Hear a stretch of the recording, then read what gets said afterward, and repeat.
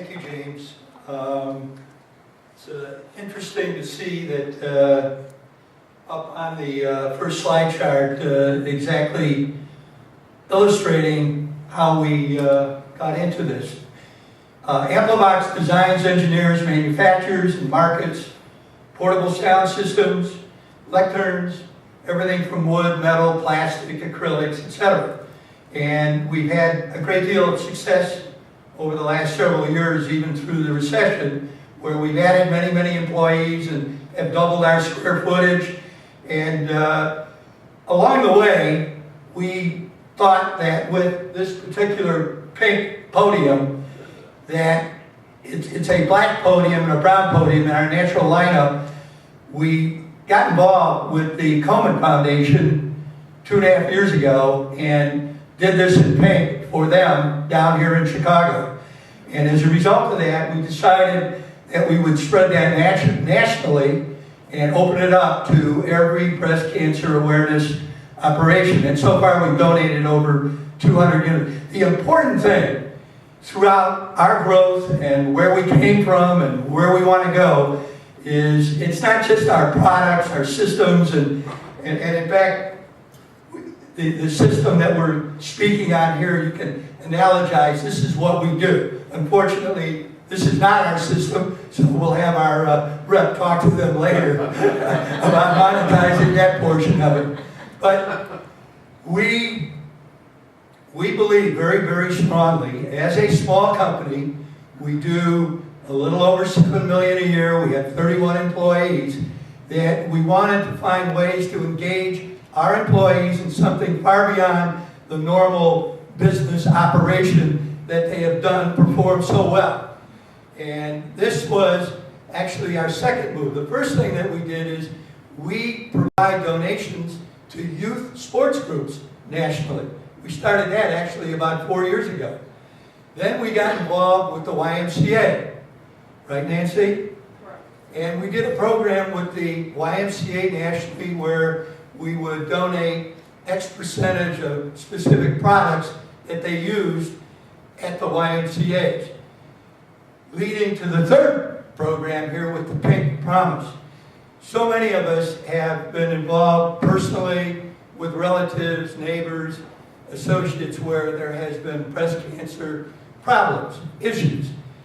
And one of the things that I wanted to make sure that we did along the way is that not only do we donate these totally free of charge, including shipping, is we'll provide a speaker at the event to support their particular cause at that moment. I was at one about 2 years ago where it was really a wonderful program out north in Lincolnshire, and they asked me to speak. And from that speech, I had 2 years prior to that had prostate cancer and had the radical surgery, and I've been 0, 0, 0, and I'm no cancer whatsoever. And back performing my feats on a tennis court that lead to other orthopedic problems.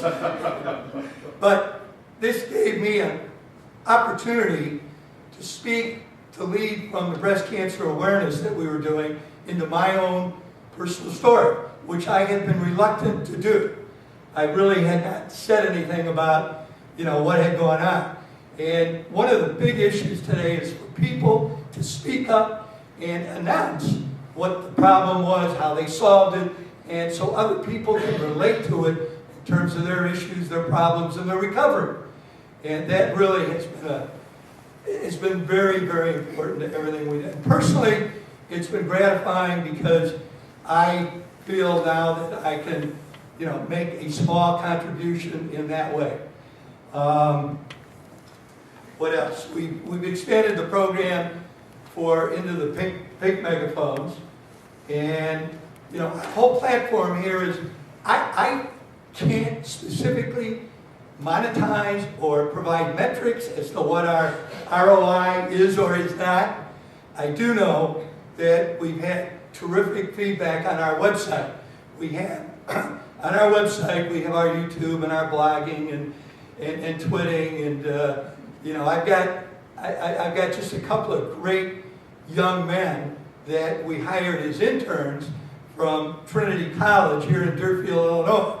And these gentlemen have really grown and developed our whole program that has really, really been good. But I would like to direct you to go online to ampli.com, and you'll see what we have done in terms of the YouTube, the blogging, and the breast cancer awareness gallery that we have.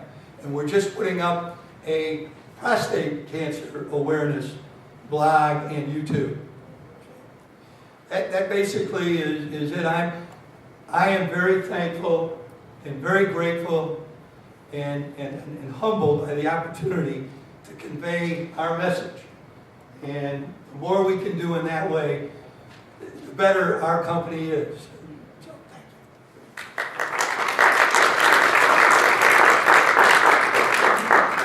All right. And, Don, we're fortunate enough to have a CEO with us today, and very curious from your perspective. I'm sure a lot of people in the audience are in companies themselves and are looking to kind of push cause marketing in their own companies. And what, from a CEO perspective, in order to sell a cause marketing program to CEO, what do you guys kind of look for? Any advice in terms of your employees coming and approaching you saying, hey, we have this new cause, or how does a CEO kind of, what do they look for, and what would make a successful cause marketing campaign? First thing is, it would need to fit with the core brand of what exactly we do, what, and for us, that isn't too difficult because we're in the presentation environment. Therefore, there's a lot of ways to take that brand and that core competency and expand it into cause marketing. So, whether it's, what we've defined in terms of breast cancer, prostate, or youth sports, or the YMCA, there needs to be that really strong connection and relationship between what you do, how you do it, how you go to market. So, you need to develop that strategy, I think, to gain the confidence, of senior management that this is a worthwhile investment. For us, the key part of what we have accomplished is that the brand is being recognized in a lot of other areas. It's the wide world of presentations, but multimedia marketing is a really big door opener for us, where you include all aspects, whether it's the computer, the projector, or the interactive board, or Skype. This has opened up a whole new world of opportunity for us through the branding and through people understanding who we are. The other point I would make is we spent a lot of time measuring, the clicks, the hits, and who gets online to us, who responds to our LinkedIn, our Facebook, and we're able to get a better understanding of where we should, take that direction in our niche marketing. My name is Marcy Harrison, and this is a question for Don. Don, how do you feel as a CEO about what happened with the Susan Komen Fund, the Race for the Cure, and the issue with withdrawing money from Planned Parenthood? How does something that engenders so much negative press for a charity you're supporting affect what you do? Well, the first part of that answer would be, whatever we do, we do it with an eye to being apolitical. We really don't want to get into the weeds with any issues, pro or con. I don't feel that's where we merit that attention. We continue to support them, but we continue to support all breast cancer awareness organizations. It's not just Susan G. Komen Foundation. So, let me give you another example that you might find interesting. Our megaphones. We actually have those online. And for those of you Over here, you will find the Tea Party with a AmpliVox megaphone. And for those over here, you'll find President Obama with a AmpliVox megaphone. So we stand to support communication. Communicates through social media.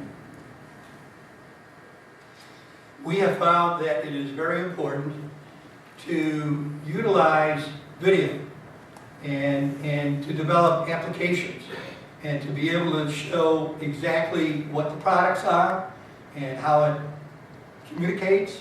And we have developed different sized rooms and different acoustic areas indoors and out. And people go and they will see useful, beneficial, educational information that they can use. And so it's animating. And it would be, so the people then therefore begin to communicate with each other about, well, the size of my room is thus, the ceilings are thus, we've got windows, glass, metal, and we've got a variety of variables that go into making acoustics work in a particular situation. So the more people that we get online communicating with each other, the better we will be. And the more people that have examples of what they have done online, we know that this will continue to develop and propel and accelerate sales. But we have found also there's price points beyond which they won't invest online, and they require a human chat, a human touch, and we enable them to do that. So I think the ideal that we would like to see, everybody knows the company Intuit, their service is now performed by their users because they're on a social network where they communicate with each other about what this issue and problem is, and Intuit is there really as moderators, not as the developer. Would you say that you have the top 2 or 3 lists where you really felt that your message was really conveyed well and that you would repeat again? Great. So the question is from Sarah, and the question relates to, companies are resource constrained often, and what would be kind of the top 2 or 3 list of things that you would do and you really invest in to really make a huge impact? Well, we are a small company compared to we try and verticalize everything by public safety, government, school, education, church, etc., hospitality. Those are our markets, and we glean we have our database, our list of customers and prospects, and we do email blasts specifically identifying that vertical market and with a message and a program specifically designed for that vertical market. So we don't just do general blasts, you can waste a lot of money and think activity, don't confuse activity with results. You want to really be precise and target that market with your service, your product, your solution, your application. That's how I would control research.